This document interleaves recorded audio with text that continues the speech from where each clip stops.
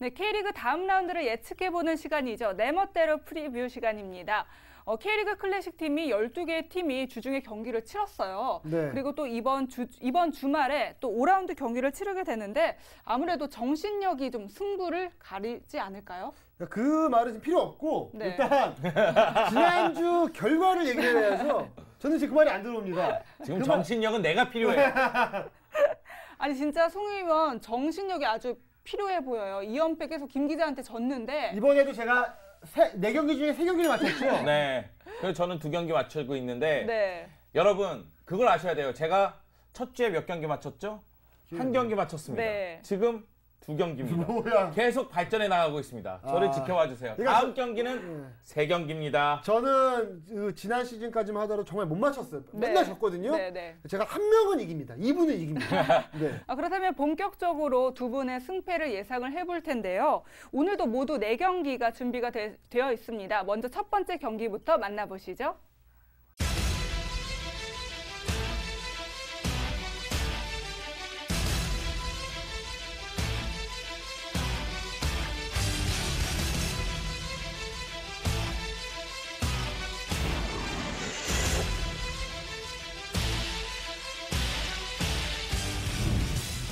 전남에게 일격을 당한 울산과 4라운드 만에 승리의 맛을 본 서울이 만났습니다. 지난 시즌 상대 전적 3승 1무로 울산이 절대 우위에 있는데요. 그렇다면 두 팀의 시즌 첫 맞대결은 어떨까요? 두 전문가의 예상은요, 모두 울산의 승리에 손을 들어줬습니다. 네, 송 의원은 서울 팬들에게 울산의 승리를 예측을 해달라 이런 요청을 좀 많이 받으셨다고요? 사주를 받은 것 같아요. 오늘 이렇게 진지한 표정으로 이렇게 가슴에 팍팍. 사실은 그런 얘기를 들었고요. 네. 그리고 제가 예측하지 않은 경기에서 드디어 서울이 승리를 거두지 않았습니까? 네. 그래서 저도 뭐 예측을 그렇게 원하신다면 팬들의 네. 의도대로 아니, 제가 뭐 울산 승리를 립서비스란 예상하도록 거예요, 하겠습니다. 네? 립서비스란 거예요? 아니요, 저는 또 울산 홈이니까. 그리고 울산이 뭐 지난 경기에서 패배를 했다 할지라도 역시 네. 이제 김신욱이라는 카드가 있으니까 네. 승리를 거두지 않을까 생각을 합니다. 그러니까 지난 시즌에 울산이 연패가 없었어요. 네. 그래서 오히려 전남전 패배가 더 약이 될 것 같아요. 지금 이 상황에서 좀 집중력을 발휘할 수 있을 것 같고. 그래서 서울이 지난번 경기에서 뭐 윤일록, 고요한 선수가 골을 뽑아냈지만 네. 그런 공격진의 무게감을 봤을 때 이제 김시둑을 좀 당해내기 힘들 것 같거든요. 네. 그래서 저는 좀 울산이 여유 있는 경기를 펼치지 않을까 생각을 합니다. 서울은 윤일록이에요. 윤일록이 키를 갖고 있습니다. 그러니까 윤일록이 최전방에서 해결사의 면모를 보여줄 수 있느냐 없느냐에 따라서 경기 결과가 달라질 것 같아요. 그러니까 지금 울산이 얼마나 분위기가 좋냐면 지난 시즌 주전이었던 마스다를 임대 보냈어요. 네. 우리는 마스다가 없어도 뭐 고창현, 김선민으로도 된다라고 할 정도로 여유가 있기 때문에 이런 분위기라면 울산이 좀 유리하지 않나 싶어요. 네, 그리고 울산에서는 이제 울산 선수들이 승리가 보일 때 팬들이 잘 가세요 그 노래를 부른다고 하는데 네. 참 상대팀이 얄밉게 보일 것 같아요. 근데 그게 역으로 네. 당하는 경우가 있어요. 어떻게요? 지난 시즌 마지막 경기에서는 네. 이제 그 포항을 상대로 그 0대 0이었죠. 그 상황에서 이제 그대로 경기가 끝나면 우승을 하기 때문에 네. 잘 가세요 노래를 부르고 있었어요. 네네. 포항 팬들한테. 근데 네네. 마지막에 김원희 선수가 골을 넣자마자 포항 팬들이 응수를 했습니다. 잘 있어요로. 오히려 역으로 당하는 경우도 있기 때문에. 근데 뭐 이길 경우에 잘 가세요의 노래가 네. 어떻게 본다면 이제 울산 팬들에게는 흥도 돋굴 수 있는 그런 응원가처럼 네. 그리고 이제 뿌듯함을 드러내는 네. 노래일 수 있겠지만은 울산이 질 경우에는 그러지 못하니까요. 네. 일단 서울이 울산 원정에서 힘을 발휘하면 그 노래를 안 들으면 그 다음에 되지 잘 않겠습니까? 있어요를 부르면 돼요. 네. 네, 알겠습니다. 네, 두 번째 프리뷰 만나보도록 하겠습니다. 이번에는 전북과 성남전입니다.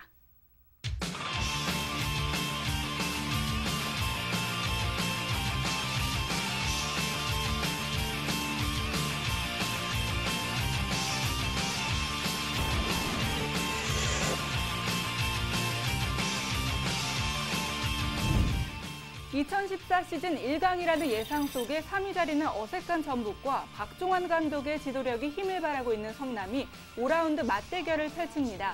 두 전문가의 예상은 이번에도 전북의 승리로 일치했네요. 네, 성남이 지난 라운드에서 좀 안정적인 모습을 보여줬는데 그래도 1강 전북이라는 뜻인가요? 그래도 전북이죠. 네. 일단은. 네, 그리고 두 팀 다 약간의 아킬레스건이 좀 있어요. 네. 지금 전북은 그러니까 다가올 이제 광저우와의 홈 경기가 남아 있잖아요. 그 경기를 앞두고 과연 성남전에서 힘을 다 쓸 것인가 네. 이런 부분들이 있고 네.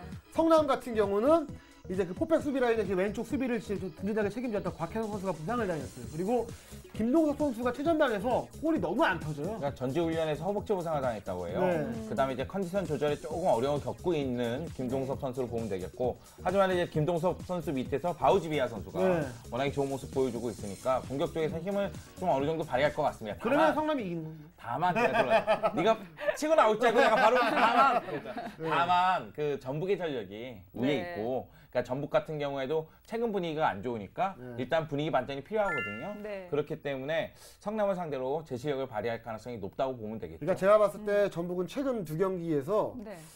카이오 선수의 약간 좀 길을 살려주기 위해서 좀 많이 몰아줬거든요. 네. 오히려 이동국 선수를 약간 좀 아끼는 모습이 있었는데 네.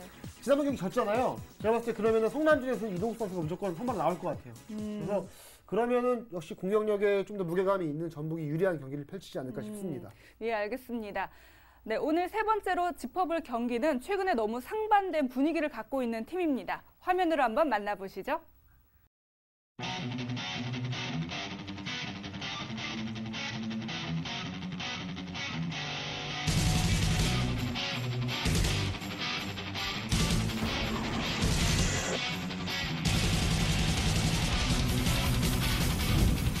유일하게 시즌 첫 승이 없는 인천과 리그 1위를 노리는 전남이 격돌합니다. 인천으로서는 동길 매직이 절실한 경기이기도 한데요. 하지만 김현애 기자는 전남의 승리, 송위원은 무승부를 예측했습니다. 네, 전남으로서는 울산과 서울전 경기 결과에 따라서 영향을 크게 받을 텐데 1위를 노릴 수도 있잖아요. 네, 그런데 또 뭐 이번 경기 놓치고 싶지 않을 것 같고, 반면 인천은 벼랑 끝에 있어서 아주 전력을 다할 것으로 보여요. 네, 일단은 전체적인 최근 경기력을 봤을 때는 전남이 우위에 있는 게 분명합니다. 네. 인천이 홈에서 전남을 상대하고요. 네. 그리고 또 한 가지는 그 인천 같은 경우에는 벼랑 끝에 몰려 있거든요. 네. 그렇기 때문에 전남을 상대로 사력을 다할 것이 분명합니다. 그렇다면 무승부로 끝나지 않을까? 그것이 제 예상입니다. 사람은 네. 전남도 다 하죠. 네. 제가 봤을 때는 딱 2명의 선수가 키포인트예요. 전남은 스테보 선수가 들어오자마자 공격이 너무 좋아졌어요. 그래서 그렇죠. 이전까지는 항상 그 국내파 어린 선수들이 조금 약간 살짝 아쉬운 모습이 있었거든요. 스테보가 들어오면서 스테보도 살아나고 다른 선수들도 살아나는 모습이었고, 인천은 경기는 많이 나서지 못하지만 주앙파울로 선수가 영입이 되면서 또 설마 하는 그 강등의 그림자가 좀 드리우는 모습이 있는 것 같아서 저는 스테보와 주앙파울로를 놓고 봤을 때 스테보가 있는 전남이 좀 유리한 것 같아요. 그러니까 스테보가 들어옴으로 인해서 이종호 선수도 득점포가 가동되는 모습이거든요. 네. 그러니까 전남의 공격력은 무시할 수 없어요. 다만 지금 첫 승이 없는 인천이 쉽게 물러서지는 않을 걸로 보입니다. 그렇기 때문에 적어도 무승부는 거둘 수 있지 않을까 생각을 하는 거죠. 그렇다면 두 분이 보시기에 인천에게 가장 큰 문제점은 어떤 걸로 보세요? 일단 주앙파울로. 인천은 지금 확실한 해결사가 없어요. 네. 그러니까 물론 이제 남준재라든가 좋은 선수들이 있습니다. 그리고 이천수가 리더 역할도 해주고 있고요. 네. 하지만 확실한 해결사가 없기 때문에 문제가 있고, 또 한 가지는 미드필더 라인에 김남일 선수가 나가면서 중심을 좀 잃은 모습이거든요. 그러다 보니까 무게감이 조금 떨어지고 있습니다. 이런 부분들이 이제 문제로 작용하고 있는 거죠. 내가 할 말을 다 했어요. 저는 주앙파울로를 밀겠습니다. 네. 예, 알겠습니다. 그렇다면 마지막 네 멋대로 프리뷰 살펴볼 텐데요. 이번에는 윤성유 더비입니다. 화면으로 함께 보시죠.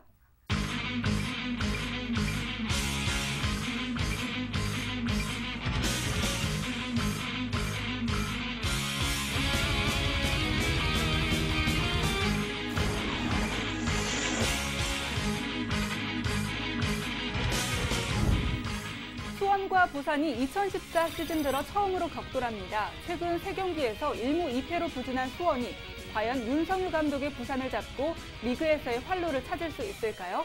이번 경기는 김현애 기자 무승부, 송영주 위원 역시 무승부를 예측했습니다. 왜요? 네. 왜 무승부 하셨어요? 저는 약간 좀 후회돼요. 왜요? 바꾸시고 싶으세요? 부산승으로 갈 거예요. 제가 보기에는 김현애 네. 기자는 전력 분석 그런 거 없습니다. 최근 승리를 많이 한 경기 팀의 전략. 이긴다 이런 분위기예요. 아니 근데 그런 말 할 수 없는 게 내가 다 이겼잖아요 지금. 네, 죄송합니다, 여러분. 송펠레. 대국민 사과를 왜냐면 하겠습니다. 제가 네. 그 성남 수원전을 봤더니 네. 수원 이렇게 하면은 수원 공격이 너무나 조직력적인 측면에서 유기적인 모습이 안 나와요. 그리고 문제는 뭐냐면 그게 베스트 멤버라는 거예요. 더 이상 뭐 돌아올 선수도 없고 좋은 선수도 없어요, 이제는. 그래서 문제인 거죠. 그런데 그럼에도 불구하고 제가 생각하기에는 부산이 수원이 네. 홈에서 부산에게 쉽게 승리를 허용하지는 않을 것 같거든요. 물론 최근에 부산의 상세가 대단한데 이 부산의 양동현, 임상엽 선수를 앞세운 공격력이 힘을 발휘하고 있지 않습니까? 네. 근데 이것을 막아낼 수 있을 것 같아요. 근데 한 가지 좀 부산으로서 아쉬운 거는 파그너 선수가 지난번 경기에서 퇴장을 당해서 네. 다음 경기 못 나오거든요. 네. 그게 좀 클 것 같아요. 그러니까 양동현, 임상엽은 뭐 활약이 좋지만 파그너가 빠지면서 이 두 선수가 고립되는 좀 그런 상황이 될 수 있기 때문에 그런 면을 봤을 때는 솔직히 수원이 이기긴 힘들 것 같고 무승부 예상하겠습니다. 네, 알겠습니다. 뭐 이렇게 해서 6경기 가운데 4경기의 승패를 예측을 해봤는데요. 최종 결과 다시 한번 확인해 보도록 하겠습니다. 황금축구와 K리그 클래식 5라운드 최종 예측 결과입니다. 울산 대 서울, 전북 대 성남의 경기는 두 분 모두 예측이 일치했습니다. 울산과 전북의 승리를 점쳤고요. 인천과 전남의 경기에서는 김현애 기자 전남 승리, 송영주 위원은 무승부를 선택했습니다. 수원과 부산전은 무승부 예측으로 두 분의 예측이 일치했네요.